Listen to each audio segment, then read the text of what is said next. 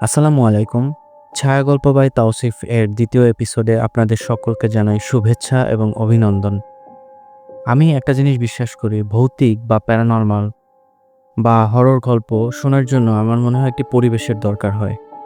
ধরুন আপনি রাত্র ১২টার পরে কানে হেডফোন লাগিয়ে লাইট বন্ধ করে যখন একটি ঘটনা শুনবেন, তখন সেই ঘটনার একদম আসল মজাটা আপনি পাবেন এবং সেই ঘটনার যে বাস্তব যে ফিল সেটা আপনি অনুভব করতে পারবেন।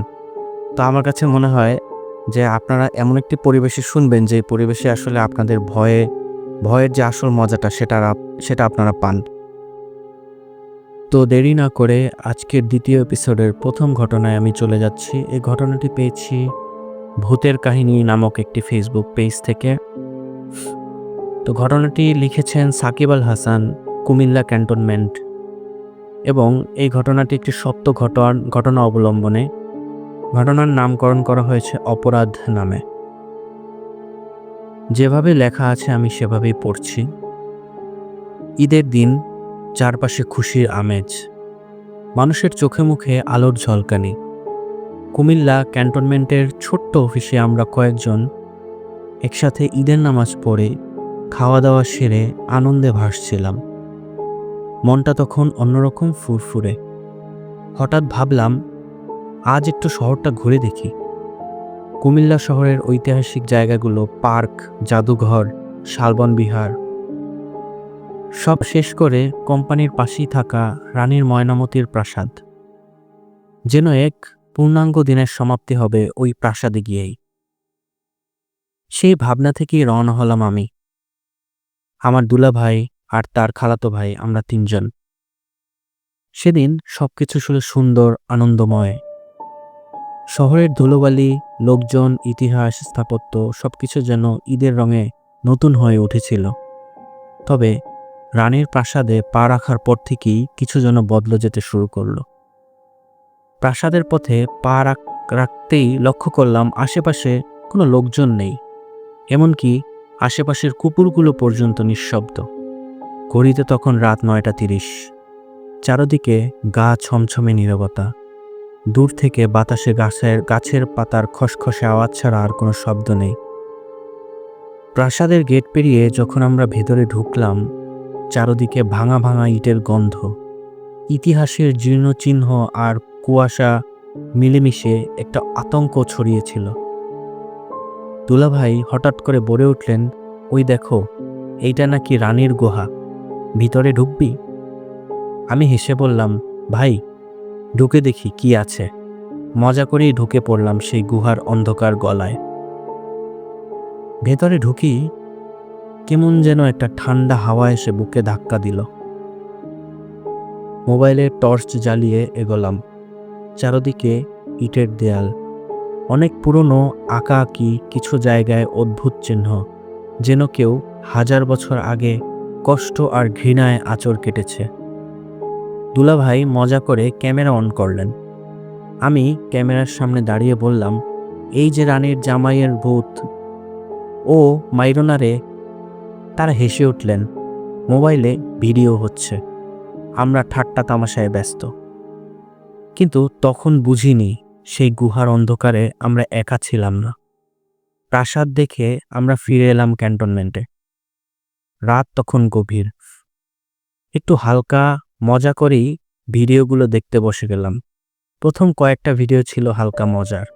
হঠাৎ একটায় আমরা থমকে গেলাম। ভিডিওর মাঝখানে আমি যেখানে দাঁড়িয়েছিলাম, ঠিক পেছনে একটা আবছা অবয়ব, একজন মহিলার। লম্বা চুল, সাদা রঙের পুরনো ধরনের শাড়ি, মুখটা স্পষ্ট নয়, একটা অন্ধকার ছায়া যেন ঘিরে রেখেছে তাকে। তিনি কাঁপা কাঁপা হাতে দেয়ালের দিকে তাকিয়ে দাঁড়িয়ে। আরও ভয়ঙ্কর ব্যাপার, আমরা ভিডিও করার সময় কোনো মিউজিক বাজাইনি, কিন্তু ভিডিওর মাঝে এক ধরনের মর্মান্তিক আত্মনাদের মতো শব্দ বাজছিল, যেন কেউ কেঁদে কেঁদে গান গাইছে। তুই কেন এলি, কেন ছুলি? সেই রাতে আমরা তিনজনেই একই স্বপ্ন দেখি। গুহার ভিতরে সেই মহিলা দাঁড়িয়ে। এবার তিনি সরাসরি চোখে তাকিয়ে বলছেন, তোর অনেক বড় ভুল করেছিস, তোরা ফিরে যা, এখনো সময় আছে। ঘুম ভাঙতেই দেখি পুরো শরীর ঘামে ভিজে গেছে, গায়ে প্রচণ্ড জ্বর, হাত পা অবশ। দুলাভাই ও তার ভাইয়েরও একই অবস্থা। সেই জ্বর চলেছিল একটানা 5 দিন। কোনো ঔষধে কাজ হয়নি। মনে হচ্ছিল শরীর না, ভেতরে কিছু একটা অন্যরকম অদৃশ্য কিছু আমাদের নিয়ন্ত্রণ করেছে। সুস্থ হয়ে ইন্টারনেটে খুঁজতে গিয়ে কিছু তথ্য পেলাম, সেটা আরও বিভীষিকাময়। রানীর গুহা নিয়ে ইউটিউবে একটি ভিডিও আছে, রানীর গুহার আত্মঘাতী প্রেম। সেখানে বলা হয় বহু বছর আগে রানীর প্রেমিক যুবরাজ গুহায় আত্মহত্যা করেন রানীর বিশ্বাসঘাতকতায়। এরপর থেকেই গুহাটি অভিশপ্ত এবং রাতে সেখানে কেউ গেলে তার উপর নেমে আসে রানীর অভিশাপ। আর সবচেয়ে অদ্ভুত মিল, তার পোশাকের বর্ণনা করা সেই ভিডিওতে হুবহু আমাদের দেখার মতো ছিল। আমি আর আমার দুলাভাই কেউই এরপর আর ওই এলাকায় যায়নি। আর আমি সেই চাকরিটা ছেড়ে দিয়েছি, কারণ জানি এই ঘটনা সত্যি এবং সেটা আমাদের চোখে, মনের ভিতরে আজও জেগে আছে। আজও মাঝে মধ্যে রাতে ঘুম ভেঙে যায়, মনে হয় কেউ পাশে বসে আছে। ঘরের অন্ধকার যেন কোনো এক জায়গায় ফিসফিস করে বলছে, ভুল জায়গায় গিয়েছিলি, ভুল জায়গায় পা দিয়েছিলি, এবার আর কোনো ফেরার পথ নেই। মজা করতে করতে আপনি যখন ইতিহাসের ক্ষত ছুঁয়ে ফেলবেন, তখন ইতিহাসও আপনাকে ছাড়বে না। তো এভাবেই এই ঘটনাটা শেষ হয়েছে। তো ধন্যবাদ সাকিব আল হাসান ভাইকে আপনার ঘটনার জন্য। তো আমি চলে যাচ্ছি আজকের এপিসোডের পরবর্তী ঘটনায়। ঘটনাটি আমি পেয়েছি ভূতের কাহিনী নামক একটি ফেসবুক পেজ থেকে, এবং এই বাস্তব ঘটনাটি পাঠিয়েছেন নারায়ণগঞ্জ থেকে ফারজানা আক্তার সুমি, এবং তিনি ঘটনার নামকরণ করেছেন সাদা কাপড়ের অভিশাপ। এই ঘটনাটার সময়কাল হচ্ছে 2004 থেকে 2005 সালের মধ্যে। তো আমি এই ঘটনাটি যেভাবে লেখা আছে আমি ঠিক সেভাবেই পড়ছি। 2004 সালের কথা। আমি তখন খুবই ছোট, সবে ক্লাস 3-তে পড়ি। আমরা নারায়ণগঞ্জের সিদ্ধিরগঞ্জ এলাকার এক শান্ত পাড়ায় থাকতাম। এলাকায় প্রচুর গাছপালা, একটা বড় খাল, আর চারপাশে নির্জনতা, যেন আধা শহর এবং আধা গ্রাম। পাড়ার মানুষজন খুব আন্তরিক ছিল, সবাই সবাইকে চিনত। সন্ধ্যার পর রাস্তায় শব্দ কমে যেত, আর খালের পাড়ে রাত নামলে অদ্ভুত এক নীরবতা ভর করত। সেই খালটা আমাদের জীবনের এক অবিচ্ছেদ্য অংশ ছিল। খালের পানিতে গোসল করত সবাই, মাটির কলসি ভরে পানি আনা হতো, কেউ কেউ মাছ ধরত। আমার মাও প্রায় আমাকে নিয়ে খাল পাড়ে কাপড় ধুত। খালের চারপাশে কিছু পুরনো বটগাছ ছিল, আর একপাশে ছিল মাটির ঢিবির মতো উঁচু জায়গা, যেটা এলাকার বয়োজ্যেষ্ঠরা পুরনো সীমানা বলে ডাকত। ছোট ছিলাম বলে এসবের মানে তখন বুঝতাম না, কিন্তু আজ বুঝি। সেই ঢিবি আর গাছ ঘেরা জায়গাটি ছিল আসল বিপদের কেন্দ্র। বছরটার মাঝামাঝি সময় সরকারিভাবে খাল সেচের কাজ শুরু হয়। মাটি কাটা, পানি ফেলা, পার পরিষ্কার, সব মিলিয়ে খালের রূপ পুরো পাল্টে যায়। লোকজন কৌতূহলী হয়ে প্রতিদিন খালের তলদেশ দেখতে আসত। খালের নিচে যা বের হতে লাগলো তা ছিল অনেকটা বিস্ময়ের ঝাঁপি। মরা মাছ, পুরনো কলসি, ভাঙা কাঠের নৌকা, আর তারপর কিছু বোতল। এই বোতলগুলো সাধারণ নয়, কাচের তৈরি, গাঢ় বাদামি রঙের, মুখ শক্ত করে সিল করা। তার ভেতর ছিল কালচে ঘন তরল, সঙ্গে অদ্ভুত গন্ধ। মজুরেরা ভেবেছিল ঔষধ বা পুরনো মদের বোতল। তারা গাফেলতিতে কয়েকটা বোতল ভেঙে ফেলেন। তখন কেউ বুঝতে পারেনি তারা যে কি মুক্ত করে ফেলেছে, তার ফলাফল কি ভয়ঙ্কর হতে চলেছে। বোতল ভাঙার ঠিক 2 দিন পর খালের পানি হঠাৎ করেই ঘোলাটে হয়ে যায়। হলুদাভ সেই পানি থেকে দূর থেকেও এক ধরনের গন্ধ ভেসে আসতো। গোসল করা বন্ধ করে দেয় অনেকে, কিন্তু সবথেকে বড় ঘটনা ঘটে যখন আমাদের প্রতিবেশী ইতু আপু, যিনি মাত্র এইচএসসি পাশ করেছেন, খালে গোসল করতে গিয়ে ডুবে যায়। তার ছোট বোন ইমো চিৎকার করে বলেছিল, ইতু আপুকে কেউ টেনে নিচ্ছে। লোকজন ছুটে আসে, খালের তলদেশে খোঁজা হয়। 30 মিনিট পর তার নিথর দেহ পাওয়া যায় পানির উপর ভেসে। মুখে, কানে, কপালে ছিল কাদার দাগ, এবং সবচেয়ে অদ্ভুত বিষয়, তার মুখ হা করে খোলা ছিল, চোখে ছিল ভয়ের চিহ্ন। হাসপাতালে নিয়ে গেলে ডাক্তার বলে শ্বাসরোধে মৃত্যু হয়েছে, কিন্তু মুখে পানির চিহ্ন নেই।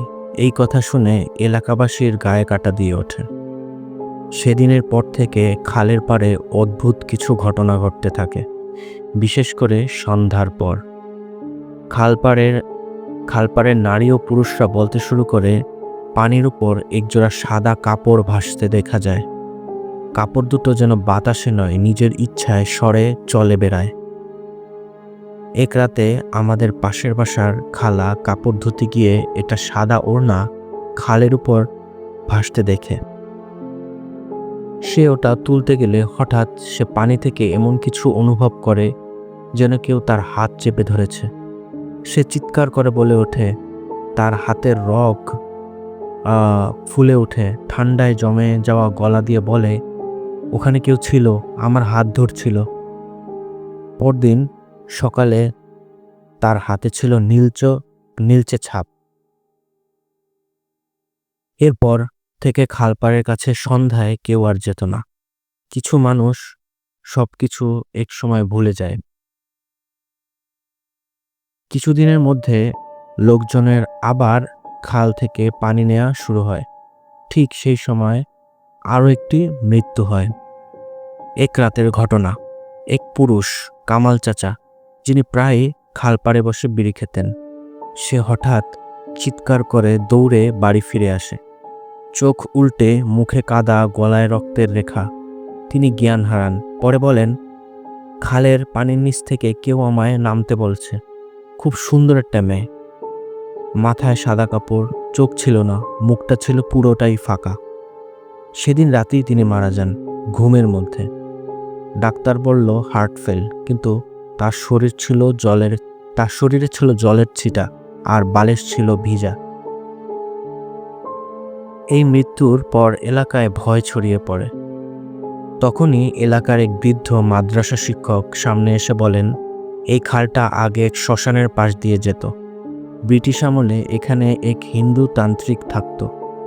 সে নাকি 2 জন তরুণীকে বলি দিয়ে 2টি সাদা কাপড়ে জড়িয়ে কাচের বোতলে বন্দি করে খালে পুঁতে রেখেছিল, যেন কেউ তার খালের উপর আধিপত্য না নিতে পারে। এই 2 আত্মা ছিল বন্দি আত্মা নয়, বরং অমৃতহারা চেতনা, যা শরীর পেলে মানুষের প্রাণ নেয়, আর না পেলে পানির মধ্যে ছড়িয়ে পড়ে ভয়াবহতা। সেই বোতলগুলো ছিল সিল করা, এবং যখন সেগুলো ভেঙে ফেলা হয় তখন তারা মুক্ত হয়ে যায়। সবচেয়ে ভয়ঙ্কর ঘটনা ঘটে এক বর্ষার রাতে। প্রচণ্ড বৃষ্টি, ঝড়ো বাতাস, খাল উপচে পড়ছে। হঠাৎ পুরো এলাকায় বিদ্যুৎ চলে যায়। এমন সময় এক যুবক, নাম তার শাকিল, সে মোবাইলে কথা বলতে বলতে খালপাড়ের দিকে গিয়ে আর ফেরে না। সকালে তার দেহ পাওয়া যায় খালের মাটিতে, মুখ ভরা কাদা, হাতে চেপে ধরা সাদা কাপড়ের একটি ফিতের টুকরা। এরপর প্রশাসন খালের একাংশ পুড়িয়ে মাটি দিয়ে ভরাট করে দেয়। এলাকাবাসীর অনুরোধে হুজুররা আসে, 7 দিন আমল হয়। চারপাশে সূরা ইয়াসিন, আয়াতুল কুরসি আর বিশেষ দোয়া দিয়ে সিল করা হয় জায়গাটি। আজ সেখানে একটি বাজার গড়ে উঠেছে, কিছু দোকান, একটু হাঁটা পথ। কিন্তু রাতে এখনো কেউ সেই দোকান খোলা রাখে না, কারণ মাঝে মাঝে বাতাসে শোনা যায়, কাপড়টা কি তোমার? এই গল্প আমার জীবনের ভয়াবহ অভিজ্ঞতা। আজও আমি খাল, সাদা কাপড় আর পুরনো বোতলের গন্ধে আটকে উঠি। হয়তো যারা ওখানে ছিল তাদের মধ্যে আমিও একদিন ছিলাম। ভাগ্য আমাকে বাঁচিয়ে দিয়েছে, কিন্তু অভিশাপ হয়তো এখনো ঘুরে বেড়াচ্ছে সেই পুরনো মাটির নিচে। তো এত সুন্দর একটা ঘটনা পাঠানোর জন্য সুমি আপুকে অনেক ধন্যবাদ। আমি এই ঘটনাটি পড়ে শোনালাম। তো আজকের এপিসোডের পরবর্তী ঘটনায় চলে যাচ্ছি। এই ঘটনাটি আমি পেয়েছি ভূতের কাহিনী নামক একটি ফেসবুক পেজ থেকে। ঘটনাটি লিখেছেন আমিনা ইসলাম স্বপ্না, এবং ইনি ঘটনাটির নামকরণ করেছেন তৃতীয় প্রহর নামে। যেভাবে লেখা আছে আমি ঠিক সেভাবেই পড়ছি। আমার নাম আমিনা ইসলাম স্বপ্না, বাড়ি টাঙ্গাইল। আমি ছোটবেলা থেকে গল্প পড়তে খুব ভালোবাসি। বিশেষ করে ভয়াবহ সব ভৌতিক কাহিনী আমাকে ভীষণ টানে। কিন্তু আমি কোনোদিনই ভাবিনি এমন এক রাতের সাক্ষী হব যেটা আমার জীবনের চিরস্থায়ী দুঃস্বপ্ন হয়ে থাকবে। ঘটনাটা 2022 সালের। আমি তখন একেবারেই নতুন বউ। বিয়ের 1 বছরও হয়নি। স্বামীর চাকরির কারণে আমরা তখন চট্টগ্রামে থাকি। উনি নাইট ডিউটি করতেন, ফলে প্রায় রাত 4টার পরে বাসায় ফিরতেন। আমাদের দিনের বেলা ঘুমানোর অভ্যাস ছিল, তাই রাত জাগা ছিল স্বাভাবিক। মাঝে মাঝে তাহাজ্জুদের নামাজ পড়তাম। রাত্রির নিস্তব্ধতায় নিজেকে আল্লাহর কাছে সঁপে দিতাম। এক রাতে হঠাৎ কারেন্ট চলে গেল। আমি জানালাগুলো খুলে দিয়ে শুয়ে পড়লাম। কখন যেন ঘুমিয়ে পড়ছিলাম। ঘুম ভাঙল হঠাৎ। ঘড়ি দেখলাম রাত 3টা। ফোন হাতে নিয়ে একটু সময় কাটাচ্ছিলাম। ঠিক তখনই কানে এলো বিড়ালের অদ্ভুত এক ডাক। প্রথমে পাত্তা দেইনি, কিন্তু অল্প সময়ের ব্যবধানে আবার একই আওয়াজ। কৌতূহল হলো, এই বিল্ডিংয়ে তো কেউ বিড়াল পোষে না। পর্দা সরিয়ে বেলকনিতে দেখতে গেলাম, কিন্তু কিছুই পেলাম না। ফিরে এসে বিছানায় বসতেই শুরু হলো নতুন এক সন্ত্রাস। নুপুরের আওয়াজ। কেউ যেন আমার ঘরের দরজার পাশ দিয়ে ধীরে ধীরে হাঁটছে। গলা শুকিয়ে গেল। এই বাসায় তো কেউ নুপুর পরে না, আর রাত 3টায় কেই বা হাঁটে। দোয়া দুরুদ পড়া শুরু করে দিলাম। রুমের লাইট অন করলাম। কিছুক্ষণের জন্য সব চুপচাপ। ভয়ে গলা শুকিয়ে যাচ্ছিল। তখন স্বামীকে ফোন দিলাম। ভয় করছে খুব, আজ খাবার কিনে এনো, আমি রান্নাঘরে যেতে পারবো না। স্বামী বললেন, আমি আসছি, তুমি ভয় পেও না। আমি নিজেকে শান্ত রাখার চেষ্টা করলাম। ঠিক তখনই শুরু হলো মার্বেল গড়ানোর আওয়াজ। একটার পর একটা শব্দ, যেন কেউ উপর থেকে মার্বেল ফেলে দিচ্ছে। আমি আর সহ্য করতে পারছিলাম না। হেডফোন কানে দিয়ে সূরা শুনতে লাগলাম, কিন্তু আশ্চর্যের ব্যাপার, সেই শব্দগুলো যেন আমার মগজ ভেদ করে কানে পৌঁছাতো। আজানের ধ্বনিতে হঠাৎ করেই সব শান্ত। কিছুক্ষণের মধ্যে স্বামী ফিরে এলেন। দরজা খুলতেই বললেন, তোমার মুখ দেখেই বুঝতে পারছি কিছু একটা হয়েছে। আমি কিছু বললাম না। নামাজ পড়ে ঘুমানোর চেষ্টা করলাম, কিন্তু ঘুমের ভেতরেও তাড়িয়ে নিল এক বিভীষিকাময় স্বপ্ন। আমি এক ভয়াবহ অ্যাক্সিডেন্টে মারা গিয়েছি। এরপর থেকে বিষয়টা রুটিনে পরিণত হলো। প্রতি রাতে এই বিড়ালের ডাক, নুপুরের শব্দ, মার্বেল ফেলার আওয়াজ। সন্ধ্যার পরেও শুনতাম এসব। আমি শুরু করলাম মৃত আত্মীয়দের দেখতে। দাদা, নানু, এমনকি মৃত খালু। ঘুমাতে ভয় লাগতো।